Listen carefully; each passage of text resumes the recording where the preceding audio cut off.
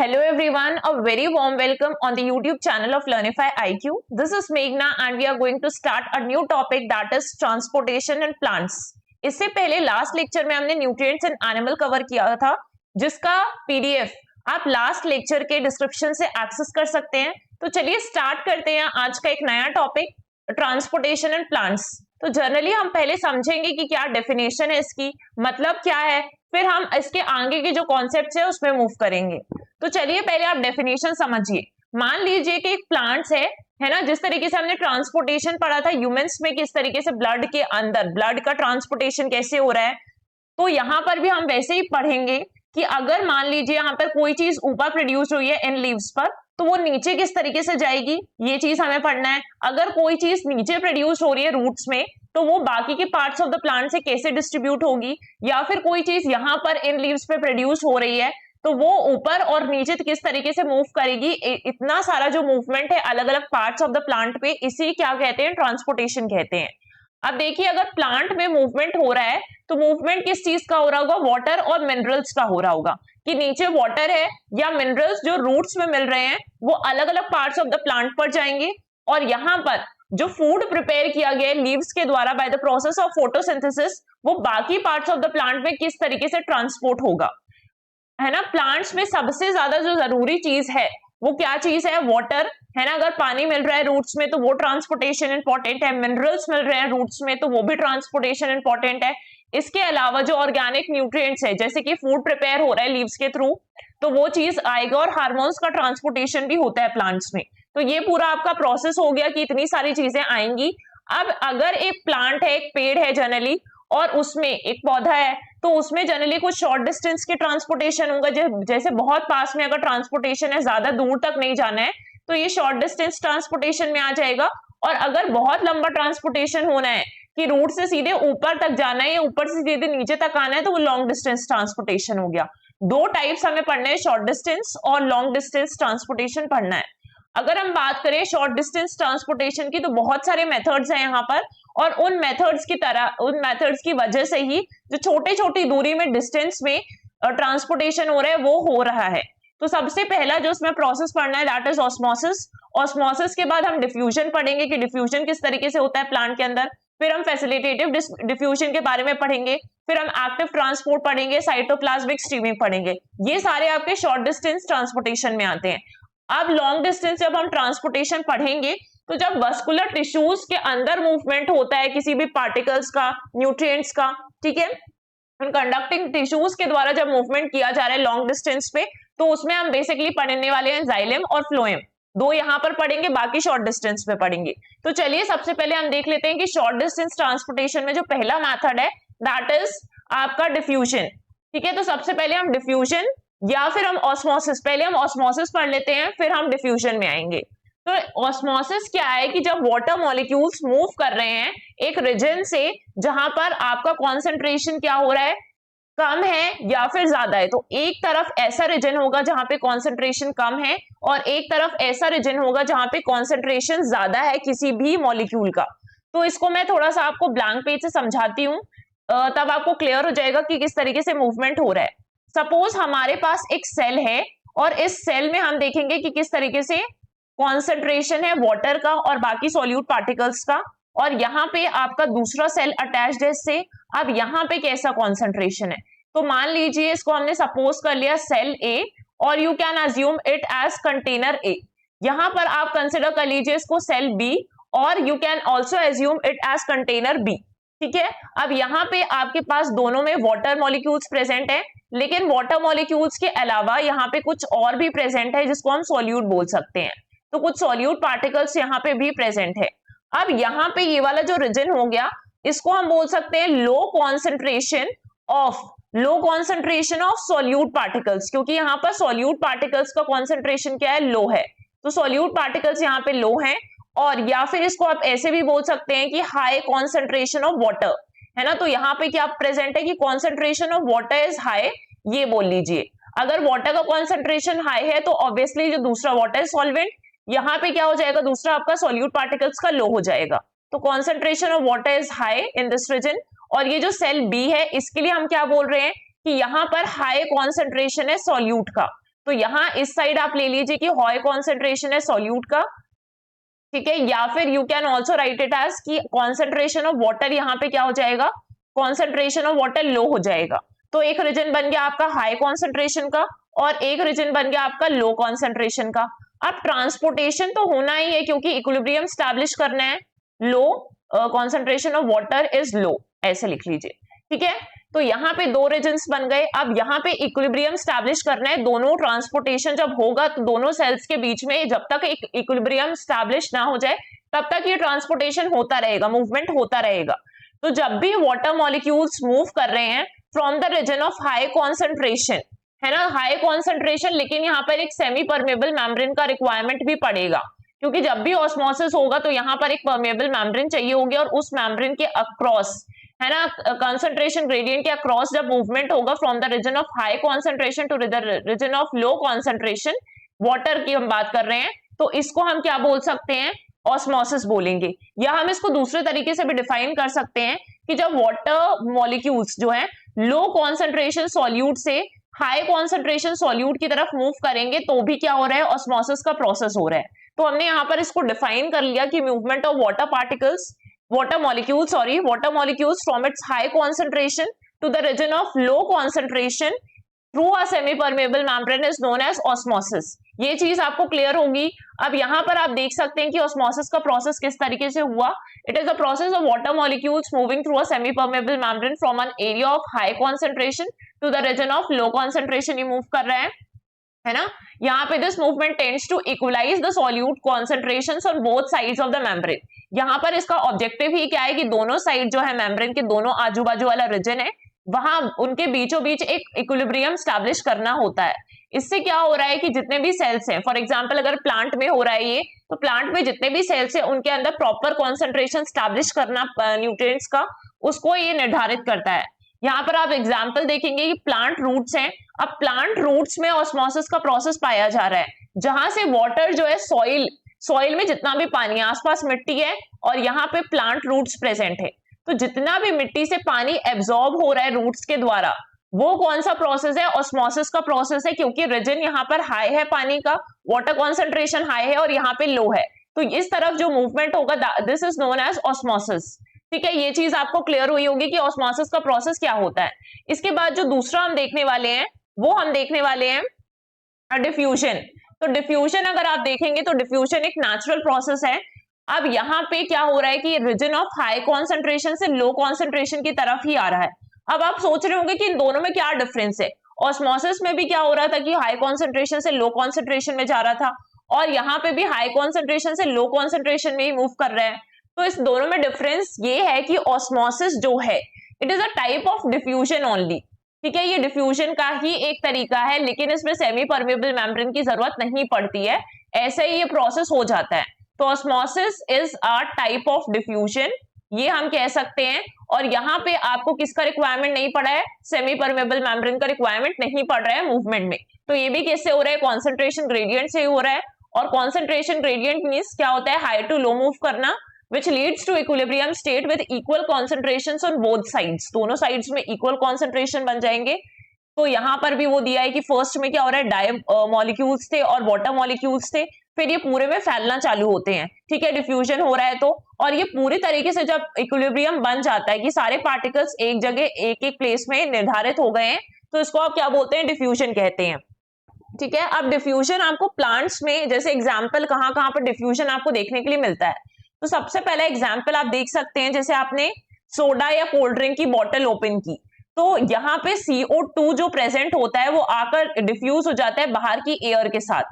तो ये पहला प्रोसेस हो गया, डिफ्यूजन का पहला एग्जाम्पल हो गया।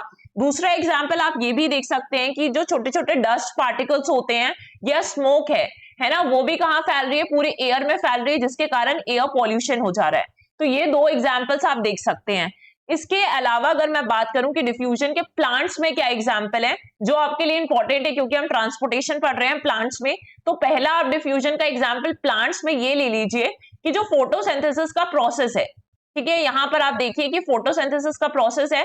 अब इसमें किस तरीके से डिफ्यूजन हो रहा है, तो अगर सपोज करिए ये एक लीफ है, अब लीफ के अंदर जो नीचे पोर्स प्रेजेंट होते हैं, स्टोमेटा बोलते हैं जिनको, अब यहां से क्या होगा, जो CO2 बाहर है वो CO2 कहां एंटर करेगी, इन प्लांट्स में एंटर करेगी, इसके स्टोमेटा पे एंटर करेगी, और यहाँ पे जो सेल्स प्रेजेंट होंगे इन लीव्स पर उसमें जाकर डिफ्यूज हो जाती है। तो CO2 enters the leaf through stomata where it diffuses into the cells, इन सेल्स में आकर डिफ्यूज हो जाएगी। ये पहली चीज हो गया। दूसरा एग्जाम्पल अगर आप प्लांट्स में ही देखें तो रेस्पिरेशन का प्रोसेस भी हो रहा है। तो रेस्पिरेशन में किस तरीके से होगा, रेस्पिरेशन में क्या होगा, ये लीव्स हैं, अब लीव्स में जो भी ऑक्सीजन बना है ना, वो कहां जाएगा, ऑक्सीजन डिफ्यूज होगा लीव्स के बाहर, जो एयर है आपका वहां पर ऑक्सीजन इनसे क्या हो जाएगा, डिफ्यूज हो जाएगा। तो रेस्पिरेशन भी किसका एग्जाम्पल है, प्लांट्स में डिफ्यूजन का ही एग्जाम्पल है। तो ये दोनों चीजें आपको ध्यान में रखनी की एग्जाम्पल्स क्या है प्लांट्स के लिए। ये हो गया क्लियर। अब हमने ऑस्मोसिस पढ़ लिया, हमने डिफ्यूजन भी पढ़ लिया। अब मैं आपको एक साथ बता देती हूँ कि दोनों में डिफरेंसेस क्या होते हैं, क्योंकि बहुत जरूरी है जानना। आप दोनों ही चीजों में कंफ्यूज हो जाते हैं जनरली कि ऑस्मोसिस भी हो रहा है जहां पर हाई से लो की तरफ मूवमेंट हो रहा था, और जो आपका डिफ्यूजन हो रहा है वो भी कहां हो रहा है, हाई से लो की तरफ ही हो रहा है। लेकिन जो ऑस्मोसिस का प्रोसेस है जनरली वाटर मॉलिक्यूल्स में मिलता है। जैसे अगर आपने देखा है रेजिन, किसमिस देखिए, तो किसमिस में भी क्या होता है कि वो जा रही है, यहाँ पे कॉन्सेंट्रेशन हाई से लो की तरफ मूव कर रहा है, और ये फिर क्या होता है, ऐसा श्रिंक्ड रहती है, लेकिन उसके बाद से ये स्वेल्ड अप हो जाती है। तो यहाँ पे मूवमेंट हो रहा है, जनरली वाटर मॉलिक्यूल्स में देखने के लिए मिलता है, हाई से लो की तरफ हो रहा है अलोंग द कॉन्सेंट्रेशन ग्रेडियंट। लेकिन इसमें एक इंपॉर्टेंट चीज है, इसमें सेमी परमेबल मेम्ब्रेन का रिक्वायरमेंट होगा। ठीक है, सेमी परमेबल मेम्ब्रेन होगी जिसके कारण ये मूवमेंट हो पा रहा है। लेकिन जब हम डिफ्यूजन देखते हैं तो हमने जितने भी एग्जांपल्स जनरली हमने देखा तो वो एयर मॉलिक्यूल्स में ज्यादातर देखा जाता है, जिसमें हाई कॉन्सेंट्रेशन से लो की तरफ मूवमेंट हो रहा है, लेकिन इसमें कोई भी सेमी परमेबल मेम्ब्रेन प्रेजेंट नहीं है। ठीक है, तो रैंडम मूवमेंट ऑफ पार्टिकल्स होता है डिफ्यूजन में, सिंपल डिफ्यूजन जो होगा। इसके बाद से मूवमेंट ऑफ आयंस है ना, movement of molecules and ions along the concentration gradient हो रहा है from the region of high concentration to lower concentration. And ये भी एक क्या है, स्लो प्रोसेस होता है जो आराम से होगा। So it is a slow process, and इसमें कोई भी एनर्जी का रिक्वायरमेंट बाहर से नहीं पड़ता है कि आपको कोई एक्स्ट्रा एनर्जी या एक्स्ट्रा एफर्ट डालना पड़े इस प्रोसेस को करवाने के लिए। मतलब हम बोल सकते हैं एक तरीके से ये पैसिव मूवमेंट है जो अपने आप ही होने लगेगा और बाहर से कोई एनर्जी प्रोवाइड करने की जरूरत नहीं पड़ेगी। डिफरेंसेस देखिए कि solvent migrates across semi permeable membrane, लेकिन इसमें क्या होता है, ऑस्मोसिस के प्रोसेस में सिर्फ सॉल्वेंट पार्टिकल्स ही मूव कर रहे थे कि सॉल्वेंट पार्टिकल्स मूव करेंगे। लेकिन जब हम बात करते हैं डिफ्यूजन की तो सेमी परमेबल मेम्ब्रेन की जरूरत नहीं पड़ती है, नॉट रिक्वायर्ड, जैसा कि आप फिगर में देख सकते हैं। इसके बाद से both solute and solvent particles दोनों ही मूव करेंगे, सिर्फ सॉल्वेंट नहीं मूव करेगा इसमें। लेकिन दोनों में एक चीज कॉमन है कि जब तक इक्विलिब्रियम ना एस्टैब्लिश हो जाए दोनों सॉल्यूशन के बीच में, तब तक ये प्रोसेस चलता रहता है। ठीक है, यहाँ पे ये चीज आपको क्लियर हो गई होगी कि ऑस्मोसिस क्या है, डिफ्यूजन क्या है, और उनके बीच में सिमिलैरिटीज और डिफरेंसेस क्या है, क्यों ये दोनों प्रोसेस अलग होते हैं। और एक चीज आपको हमेशा याद रखनी है कि osmosis is a type of diffusion only. ठीक है, इसके बाद आ जाइए नेक्स्ट में, फैसिलिटेटेड डिफ्यूजन क्या है। अभी तो हमने देखा सिंपल डिफ्यूजन क्या था, जहां पर हमें बाहर से कोई एनर्जी देने की जरूरत नहीं है, अपने आप ही प्रोसेस हो रहा है ना। लेकिन फैसिलिटेटेड डिफ्यूजन इसका मतलब ही है कि आपको फैसिलिटेट करवाना पड़ रहा है, तब ये जाके प्रोसेस होता है। तो जिस तरीके से आप सिंपल डिफ्यूजन में देखेंगे, जहां पर मटेरियल्स जो है वो एक मेम्ब्रेन से पास हो जाते हैं और कोई प्रोटीन की जरूरत नहीं होती है, अलग से प्रोटीन नहीं होता है यहाँ पे प्रेजेंट। लेकिन जब फैसिलिटेटेड डिफ्यूजन होता है ना, तो एक प्रोटीन प्रेजेंट होता है, और इसको ही हम क्या बोलते हैं, कैरियर प्रोटीन बोलते हैं, क्योंकि ये कैरी करेगा इन सब्सटेंसेस को कि यहाँ से वो दूसरी तरफ जाए, है ना। आउटसाइड द सेल से इनसाइड द सेल जाने के लिए भी हमें एक फैसिलिटेटेड डिफ्यूजन में कैरियर प्रोटीन यूज करना पड़ेगा, जो इनको ट्रांसपोर्टेशन में हेल्प करेगा। तो it helps molecules move across a cell membrane. In this process molecules can move down their concentration gradient, है ना, without requiring any energy input from the cell।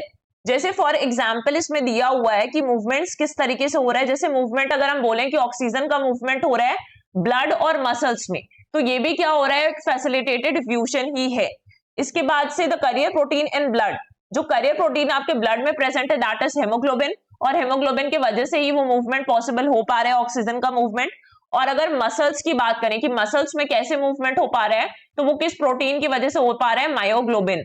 तो हेमोग्लोबिन और मायोग्लोबिन दोनों क्या हो गए, कैरियर प्रोटीन्स हो गए, जो हेल्प करते हैं डिफ्यूजन करवाने में। अगर एग्जांपल्स अगर हम देखें यहाँ पर, तो ट्रांसपोर्ट ग्लूकोज ग्लूकोज ट्रांसपोर्टर्स होते हैं जो ट्रांसपोर्ट करते हैं ग्लूकोज को प्लाज्मा मेम्ब्रेन के अक्रॉस, और एक्वापोरेंस भी होते हैं जो ट्रांसपोर्ट करते हैं वाटर को अक्रॉस द लिपिड बाइलेयर। अब यहाँ पे देखिए एक्वापोरेंस का हम जनरली मतलब समझ लेते हैं कि क्या डिनोट करता है, ताकि आपको यहाँ पे ये चीज भी क्लियर हो जाए कि किस तरीके से इसकी वर्किंग है। एक्वा मीन्स क्या होता है, वाटर, ठीक है। एक्वा क्या इंप्लाई करता है, वाटर इंप्लाई करता है, साथ ही साथ उसमें पोरेंस है, तो पोरेंस क्या इंप्लाई करते हैं आपको कि पोर्स प्रेजेंट होंगे। सो हम बोल सकते हैं कि एक्वापोरेन जो है it is a type of protein, ठीक है। ये क्या है, एक टाइप ऑफ प्रोटीन है, और इसमें ऐसे पोर्स प्रेजेंट हैं जो अलाउ करते हैं कि वाटर इसके थ्रू मूव कर पाए, है ना। कोई भी सब्सटेंस में एक्वापोरेन है तो यहाँ पर वो प्रोटीन है जो अलाउ करेगी कि पानी इसके अंदर से मूव आर पार कर पाएगा। और ये कहाँ कहाँ पे प्रेजेंट है, बैक्टीरिया में प्रेजेंट है ताकि पानी मूव कर पाए, या फिर आपके जो क्लोरोप्लास्ट है वहां पर भी प्रेजेंट होता है। माइटोकॉन्ड्रिया में प्रेजेंट है कि माइटोकॉन्ड्रिया के इन एंड आउट में कोई मूवमेंट चाहिए तो वहां पर भी ये प्रेजेंट होता है। तो इस तरीके से एग्जाम्पल है, ठीक है। ये चीज क्लियर हो गई कि फैसिलिटेटेड डिफ्यूजन क्या होता है, जहां पर हम एक डिफ्यूजन करवाने के लिए एक कैरियर प्रोटीन की जरूरत पड़ेगी। इसके बाद आ जाइए एक्टिव ट्रांसपोर्ट में। अब एक्टिव ट्रांसपोर्टेशन हम समझेंगे कि एक्टिव ट्रांसपोर्टेशन जनरली क्या होता है। जस्ट अ सेकेंड, ठीक है। अब मैं आपको एक एग्जांपल से इसको भी समझाती हूँ कि किस तरीके से यहाँ पे ट्रांसपोर्टेशन हो रहा है। So it will be clear to you कि कैसे हो रहा है।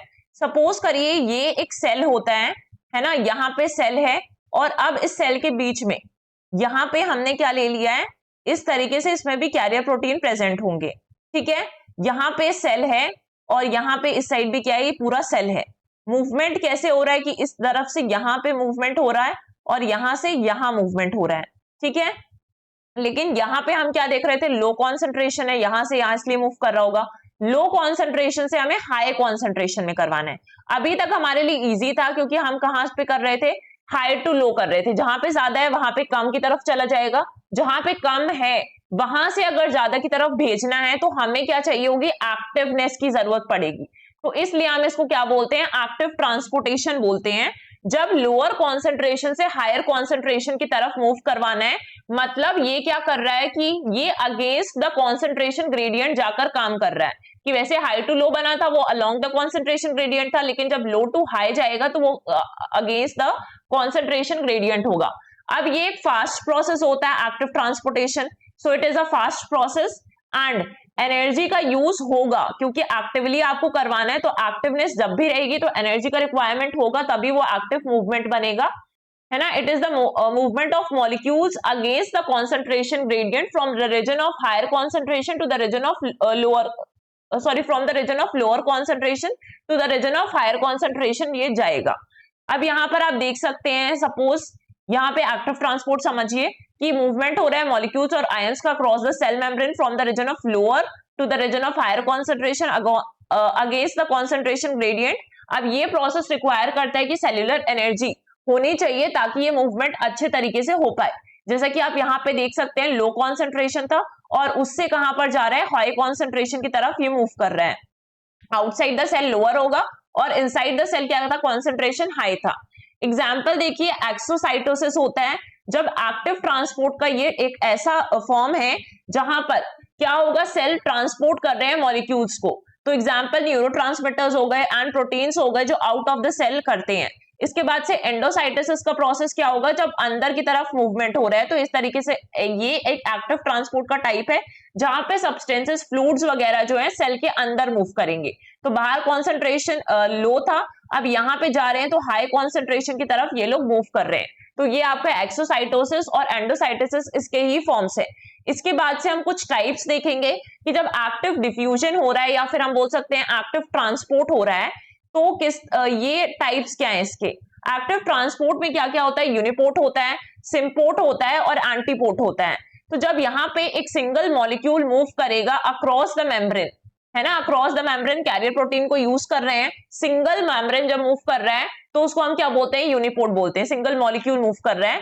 अगर सिम्पोर्ट है तो सिम्पोर्ट में दो अलग अलग मॉलिक्यूल्स होंगे, सेम डायरेक्शंस पे मूव करते हैं। जैसे आप ये वाला एग्जांपल देखिए, यहाँ पर ये सिम्पोर्ट है, ठीक है। मॉलिक्यूल्स थे, दो मॉलिक्यूल्स, अलग अलग मॉलिक्यूल्स, लेकिन ये क्या कर रहे हैं, सेम डायरेक्शंस पे जा रहे हैं। तो इसको हम क्या बोलते हैं, सिम्पोर्ट बोलते हैं। और जब एंटीपोर्ट की बात की जाए तो एंटीपोर्ट क्या होता है, टू टाइप्स ऑफ मॉलिक्यूल्स होते हैं जो कि ऑपोजिट डायरेक्शन में मूव करते हैं। तो इस वाले डायग्राम को आप देख सकते हैं कि ऑपोजिट डायरेक्शन, दो मॉलिक्यूल्स थे, ए से ये बी यहां पर मूव कर रहा है और जो बी है वो इस तरफ मूव कर रहा है, तो एंटीपोर्ट बना रहा है, यानी कि आपका ऑपोजिट डायरेक्शन में हो रहा है। तो antiport moves in opposite directions in the form of exchange, कि यहाँ पे ज्यादा है तो इस साइड चला जाएगा, इस साइड ज्यादा है तो इस साइड आ जाएगा, और ये बीच में एक मेम्ब्रेन प्रेजेंट होती है जिसके अक्रॉस मूवमेंट्स होते हैं, और ये जो है कैरियर प्रोटीन है जिनकी वजह से मूवमेंट पॉसिबल हो पाते हैं।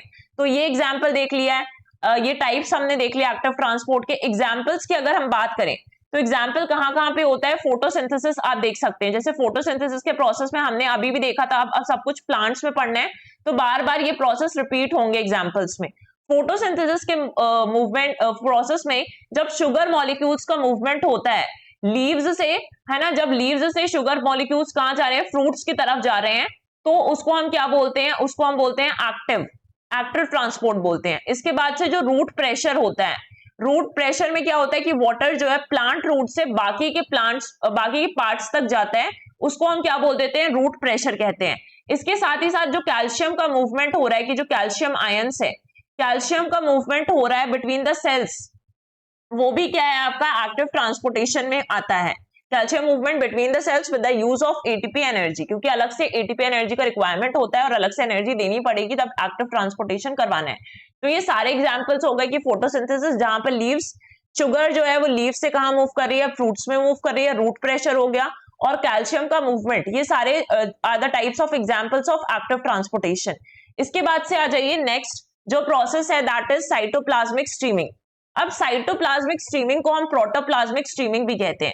साइटोप्लाज्मिक स्ट्रीमिंग में बेसिकली क्या हो रहा है कि ट्रांसपोर्ट हो रहा है जो भी सब्सटेंसेस हैं, या मिक्स अप हो रहा है सब्सटेंसेस का, कि एक जगह से दूसरे जगह पे पूरे जो पार्टिकल्स हैं, मॉलिक्यूल्स हैं, उनका मूवमेंट दूसरे जगह होगा और हर जगह एकदम मिक्सअप क्रिएट हो जाएगा इसका, ताकि न्यूट्रिएंट्स डिलीवर हो सके पूरी जगह, है ना, ऑर्गेनल्स डिलीवर हो सके, जो भी मटेरियल्स है वो अलग अलग पार्ट्स ऑफ द प्लांट पे पहुंच सके। तो इस तरीके से आप देखेंगे मूवमेंट चलता रहता है किसी भी सेल के अंदर, ठीक है।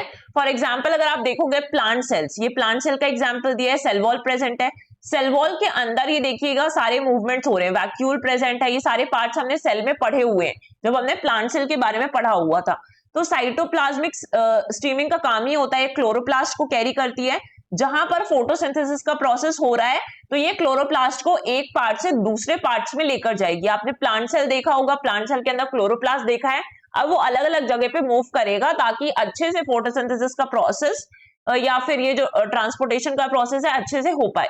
तो it occurs on almost all plant cells as well as in bacteria, और एनिमल्स में भी अकर होता है, जैसे amoeba, protozoa, fungi, slime moulds, इन सब में होगा। और ये ट्रांसपोर्टेशन वही करता है जो अभी हमने पढ़ा है, वो चीज यहीं पर लिखी हुई है कि किस तरीके से यहाँ पे ट्रांसपोर्टेशन हो रहा है। तो यहाँ पे हमने क्या पढ़ लिए, 5 टाइप्स पढ़ लिए, 5 मेथड्स हमने पढ़ लिए। हमने सबसे पहले ऑस्मोसिस समझा, डिफ्यूजन के बारे में समझा, फिर हमने देखा कि इनके बीच में सिमिलैरिटीज और डिफरेंसेस क्या है, इसके बाद हमने देखा कि फैसिलिटेटेड डिफ्यूजन क्या है, उसके बाद से हमने एक्टिव ट्रांसपोर्टेशन भी समझी कि एक्टिव ट्रांसपोर्टेशन का मतलब क्या होता है, और उसके बाद से हमने देख लिया कि साइटोप्लाज्मिक स्ट्रीमिंग क्या है ना। साइटोप्लाज्मिक स्ट्रीमिंग भी आज हमने समझ लिया है। अभी हम देखिए कि हम कुछ टाइप के मेम्ब्रेन्स देख लेते हैं जो आपके लिए इंपॉर्टेंट है और ये काम भी आएंगे, ठीक है। इनका यूज हमेशा रहता है कि परमेबल मेम्ब्रेन क्या है, इम्परमेबल मेम्ब्रेन क्या टर्म्स होते हैं। तो सबसे पहले समझिए कि जो आपका सेमी परमेबल मेम्ब्रेन होता है, परमेबल मेम्ब्रेन का मतलब है जो चीजों को अलाउ कर दे कि वो उसके आर पार फ्लो हो सके। सपोज ये मेम्ब्रेन है, अब यहाँ पे अगर फ्लो हो पा रहा है इजिली, तो ये कौन सी मेम्ब्रेन हो जाएगी, परमेबल मेम्ब्रेन हो जाएगी। तो ये अलाउ करता है कि सॉल्यूट और सॉल्वेंट दोनों मूव कर पाए मेम्ब्रेन के अक्रॉस, सॉल्यूट एंड सॉल्वेंट का जो मूवमेंट हो पाए दोनों मेम्ब्रेन के अक्रॉस हो पाए दोनों साइड, तो इसको हम क्या बोलते हैं, परमेबल मेम्ब्रेन बोलते हैं। आप permeable membrane is a material और tissue that allows all substances to pass through freely pass होने देता है। जैसे अगर आप नेचर में देखेंगे तो प्लांट सेल वॉल्स जो हैं वो बेस्ट एग्जाम्पल है परमेबल मेम्ब्रेन्स का, क्योंकि अलाउ होने देती हैं, वाटर मॉलिक्यूल्स है, प्रोटीन्स है, ये सारे क्या हो रहे हैं, पास हो पा रहे हैं। तो जो आपके प्राइमरी सेल वॉल है प्लांट्स में, they are the best example of permeable membrane movement. इसके बाद देखिए इम्परमेबल आ गया। इम्परमेबल वर्ड ये इंप्लाई कर रहा है कि मूवमेंट को होने नहीं देगा। तो it don't allow the movement of solute and solvent. Solute and solvent के जो मूवमेंट्स हैं उनको अलाउ नहीं करता है। सॉल्यूट प्लस सॉल्वेंट, ये दोनों के जो मूवमेंट्स हैं इनको क्या करेगा, नहीं अलाउ करेगा, it will not allow. An impermeable membrane is a barrier that will not let other molecules pass through. If a membrane is completely impermeable, तब कोई भी सब्सटेंस ऐसा नहीं होगा जो उसके अंदर से पास हो पाए। फॉर एग्जाम्पल आप देखेंगे जो क्यूटिकुलराइज्ड मेम्ब्रेन्स होती हैं, है ना, जो प्लांट सरफेस है, प्लांट सरफेस में जो वैक्सी कवरिंग्स होती हैं, है ना, स्टेम में देखा होगा वैक्सी कवरिंग्स है, तो ये अलाउ नहीं करती है फिर कि स्टेम में तो जनरली नहीं होता क्योंकि यहाँ पे ट्रांसपोर्टेशन का प्रोसेस आपको देखने के लिए मिल जाएगा, लेकिन अगर वैक्सी कवरिंग है प्लांट के ऊपर तो वहां पर ये मूवमेंट पॉसिबल नहीं होता है, वो एक इम्पर्मेबल मेम्ब्रेन है। इसके बाद देखेंगे सेमी परमेबल मेम्ब्रेन्स क्या होती हैं। तो सेमी से नाम याद आ रहा है कि ये वर्ड डिनोट कर रहे हैं हमें कि कुछ पार्टिकल्स मूव कर पाएंगे लेकिन कुछ चीजें मूव नहीं कर पाएंगी इसमें। तो ये क्या करता है, सॉल्वेंट को तो अलाउ करता है, it allow solvent to move through it, but it doesn't allow solute. ये अलाउ करेगा सॉल्वेंट को मूव कर पाने में, लेकिन ये किसको नहीं अलाउ कर पा रहा है, इट डजंट अलाउ सॉल्यूट को नहीं अलाउ करेगा। तो यहां पे लिख लीजिए डजंट अलाउ। मेरा हैंडराइटिंग इतना गंदा होते जा रहा है दिन पर दिन, ठीक है। डजंट अलाउ मूवमेंट कि किस तरीके से हो रहा है। सेमी परमेबल मेम्ब्रेन जो है also known as selectively permeable और पार्शली परमेबल मेम्ब्रेन भी हम इसको कहते हैं। थिन पोरस वॉल है दैट अलाउज सम मॉलिक्यूल्स और ions to pass through it by osmosis या डिफ्यूजन के प्रोसेस से। कुछ चीजें बाहर चली जाएंगी, कुछ चीजें यहाँ से ट्रांसपोर्ट हो जाएंगी। तो जैसे एग का जो मेम्ब्रेन होता है उसको हम बोल सकते हैं कि इनर थिन लेयर है उसकी, और वो अलाउ करती है कि कुछ पार्टिकल कुछ चीजें मूव कर पाए और कुछ चीजें नहीं मूव कर पाएंगी, जो इनर होता है ना साइड। फिर इसके बाद लास्ट है आपका selectively permeable membrane. Selectively permeable membrane क्या होता है कि सिलेक्टेड चीजों को जाने देगा।